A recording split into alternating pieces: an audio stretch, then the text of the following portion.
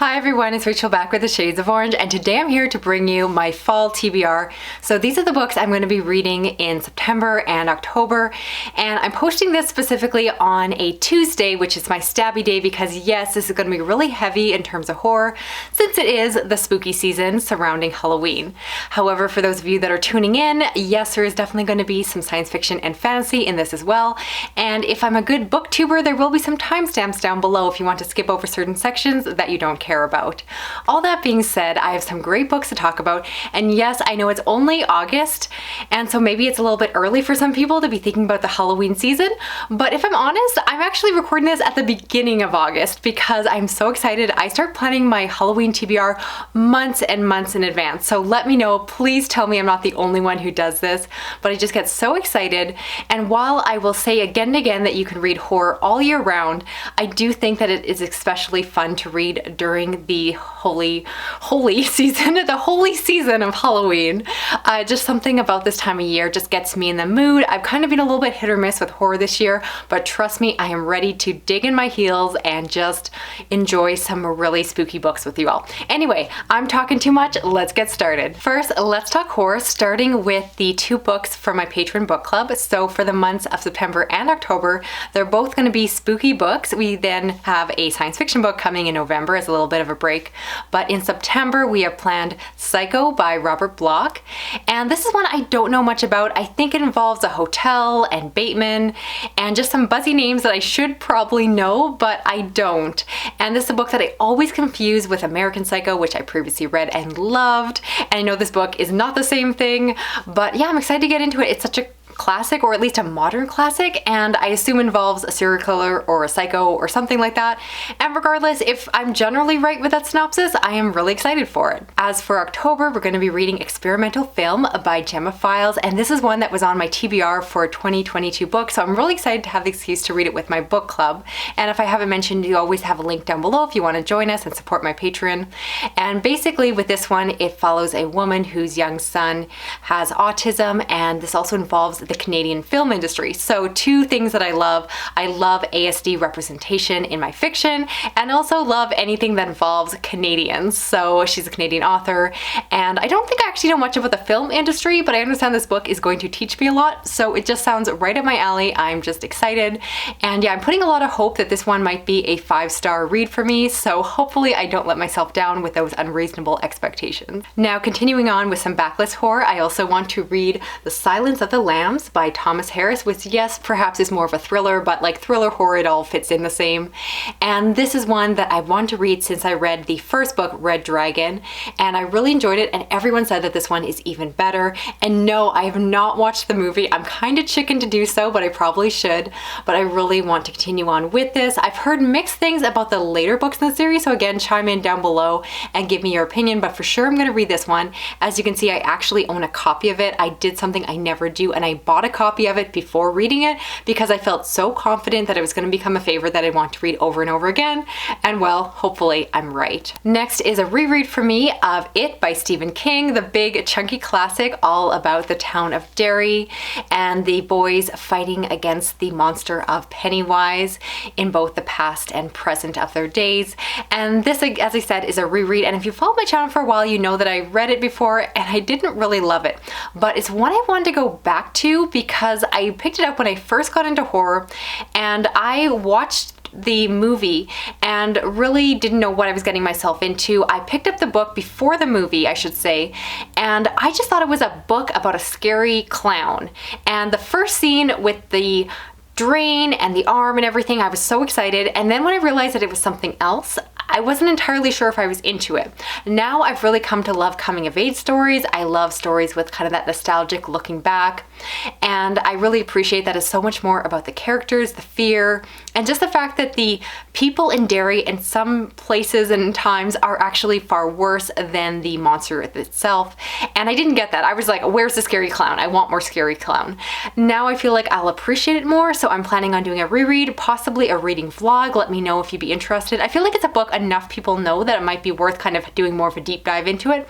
I don't do enough like individual book content anymore, so definitely again let me know if you'd be interested in that. Might have some controversial opinions in it, we shall see, but I'm definitely hoping I'm gonna love it a lot more on reread. And as another reread, I also want to check out The Living Dead by George A. Romero and Daniel Kraus, and this is a book that I read first when it came out and definitely enjoyed it and want to revisit it again. I have not watched any of George A. Romero's movies, and I really should change that, so maybe that would be a good addition to spooky season.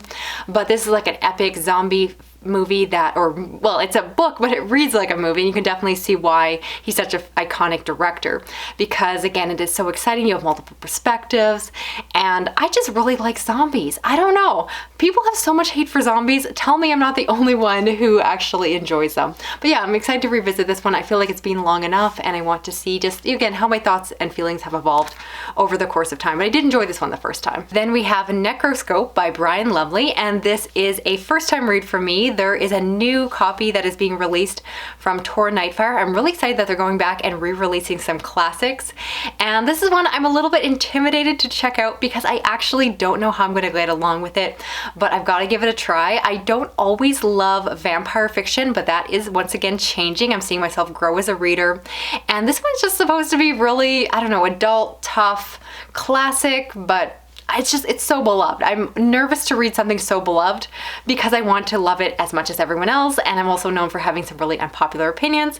But either way, if Tor Nightfire is so kind to send me a copy, I will definitely be reviewing it for you all. I'm really excited, and yeah, I just need to get my hands on a copy, so stay tuned. Then I want to read Night in the Lonesome October by Richard Lehman, and this is a book that I don't know much about, but it's set in October according to that title, so I think it's a perfect time of year to do so. This is the same author who wrote Endless Night, which is one of my favorite horror books, and I'm hoping that this one will be, of course, very spooky and atmospheric, set in the fall, and you'll hopefully be absolutely terrifying like that other one was. But yeah, excited to check it out, excited to read more by him. He is fairly prolific, and I've read very little by him despite that, so I've got to change that for sure. And last, for backlist horror, I want to read The Year of the Witching by Alexis Henderson, and this is a historical horror book that involves the Puritan era and of course involves witches, and it's one that I held off reading when it was a new release just because I heard the book's compared to being more of a YA horror book. I do believe it's classified as adult, but it's supposed to have some good crossover just with the publisher that did it. And also, I don't tend to love witch stories, but if you're gonna read a witch story, if you're gonna do it, you have to do in the fall. I feel like it's so very iconic for Halloween. And I also want to check it out because the author has a new book coming out. I believe this is more of like a companion series, so I could read them out of order, but the second book I think is called, House of Hunger, if I'm not getting that wrong, and I think it's about werewolves, but I might be totally wrong, so don't come at me too hard. That's the problem with doing a TBR video, is I feel far less informed when I'm filming it because I haven't read the books yet, so I'm just going off my understanding based off the internet, which can be pretty unreliable at times. Now, continuing on with more frontlist titles or books that have come out or will be coming out in 2022, we also have Full Immersion by Gemma Amor, and this is a book coming out by Angry Robots, and I believe I have a copy coming. I'm so excited, and I just think that this is just like a really cool story. I don't know if I've read anything by her before, but it's horror, but I also think it has some like sci-fi elements, and it just sounds, again, like from the title, like it's kind of gonna blend genres. It sounds right up my alley, and I'm trying to keep my expectations in check because I just want to sing this book's praises. I feel like I'm gonna love it, and I'm so scared that it can possibly let me down because, yeah, I want it to be a new favorite. It sounds amazing. I also have a copy of Little Eve by Katrina Ward, and this is an author, if you know my channel, I have struggled with some of her past books. I did like Sundial, but I really did not like The Last House on Needless Street, but Tor Nightfire was so kind as to send me a copy of this one. And I understand it's like a gothic story of faith and family, and I don't know too much about it, but I'm hoping that this one will work a lot better for me. And again, it's the kind of book that it sounds like the right type of book to pick up this time of year, so hopefully I enjoy it.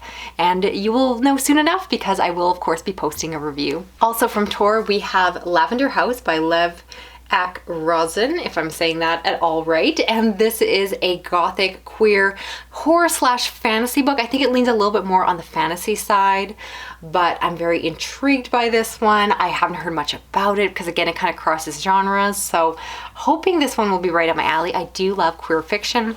And another one I am so excited for is Leech by Hiran Ines, if I'm not again butchering names. And this involves a doctor who is working in this isolated chateau trying to find a cure for this human disease.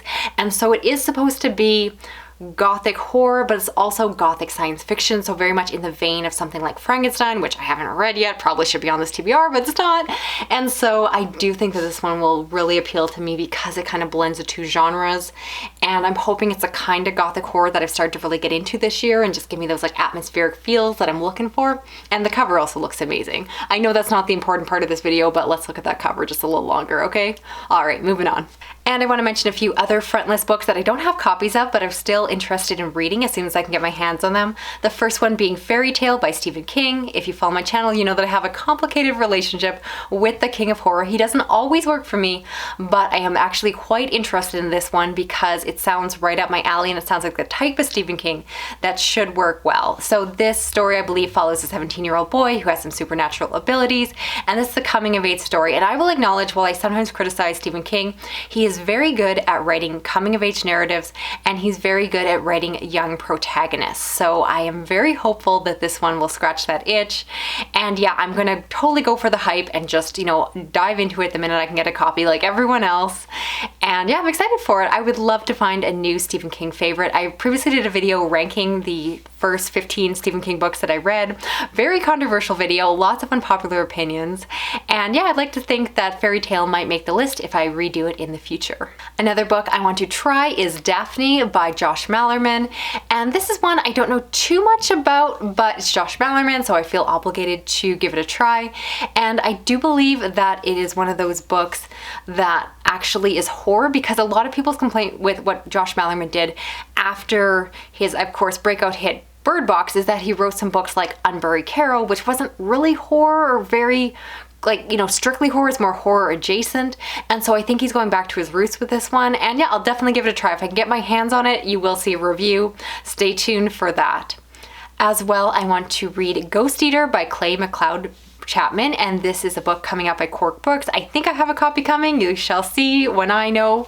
And this is a book that I actually don't again know too much about the plot, but he previously wrote other books that I have read and enjoyed, so I'm hoping that this one will be up my alley.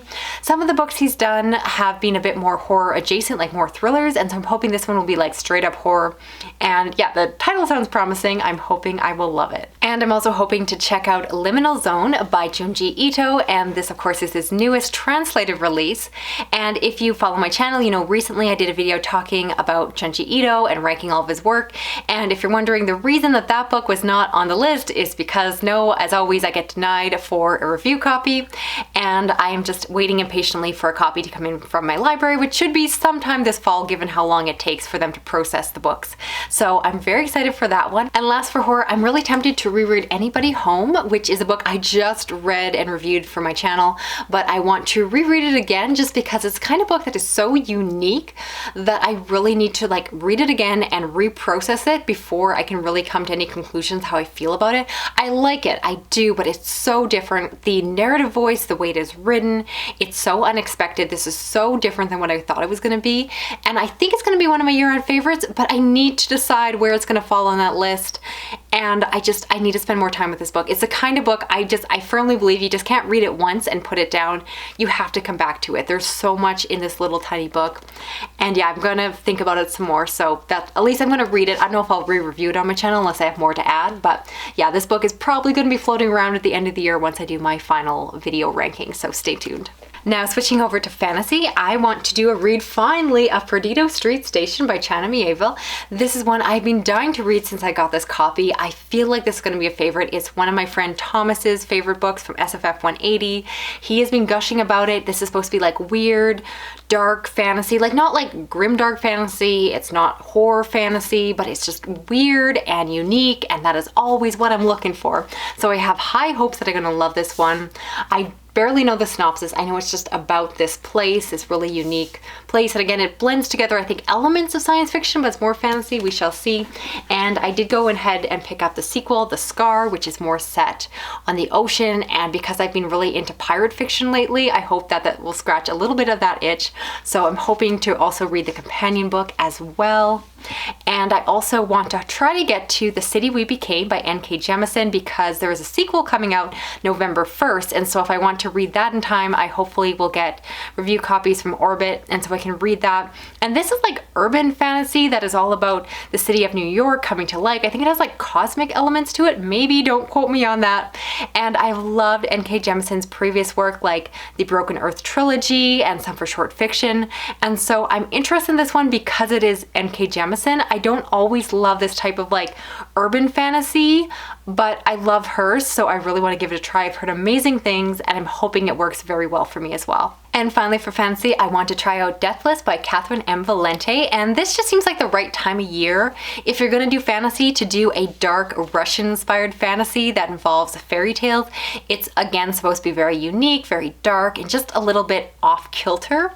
Don't know much more about it, but I'm going to give it a try because, again, most of my TBR, I will admit, is going to be horror for these next couple months, but I still want to mix it up so I don't get in a reading slump, and I feel like this is the kind of book that will just feel so atmospheric this time of year, and hopefully just, again, like kind of push all the right buttons for me. So as I keep saying, we shall see. Stay tuned. And finally, let's talk science fiction, because yes, even if it's spooky season, I can't set aside one of my favorite genres. So I have a couple of front releases or new releases that I want to check out. The first one is The Genesis of Misery by Neon Yang, and this is an epic queer story, a space opera, and this is one I wanted to check out because of the author, because they wrote the Tenzoret series, which is a collection of novellas, and they were actually fantasy novellas that were Asian inspired with a really cool magic system. And I like those books, but my biggest complaint, or I guess commentary I had on them, was the fact that I really wanted to see what the author could do with a longer page length, because while I like novellas, I really prefer novels. I like longer lengths so that you have more time with the world building, the characters, and all of that development. And so when I found out that they were coming out with a full-length novel and that it was actually science fiction and it was going to be queer, I was so excited for it. And yeah, I just feel like this book has so much potential. And again, not important, but also kind of important, is this cover not beautiful? So really excited to get into this one. The other one I'm hoping to check out is The Spare Man by Mary Robnick Wall, and this is a sci-fi mystery, and I'm just really excited for this one because I've loved the author's previous work in the Lady Astronaut series, and so I want to read everything else that she has done. And I actually thought that the fourth book in the Lady Astronaut series was supposed to come out this fall, and I don't think that's the case because typically you only have like one book coming out per author. This one is unrelated, so it's a standalone, or at least the start of a new series, and so I can definitely check it out. And I'm very excited. I should have a review copy coming, but I'm also tempted to spend an Audible credit to get the audiobook, because if the author herself is doing the narration, that will just make me fall in love with the book more, because she is so well spoken and I love her work. So I think she does really good murder mystery setups, because a lot of her books in the Lady Astronaut series have a mystery element to them, and so I'm really excited to see how it's going to play out in this one. So high hopes, again, high expectations. Don't set me wrong. I want this one to be a new favorite. And finally, for backlist, I want to check out the 3 books that start with Orcs and Craig, all by Margaret Atwood.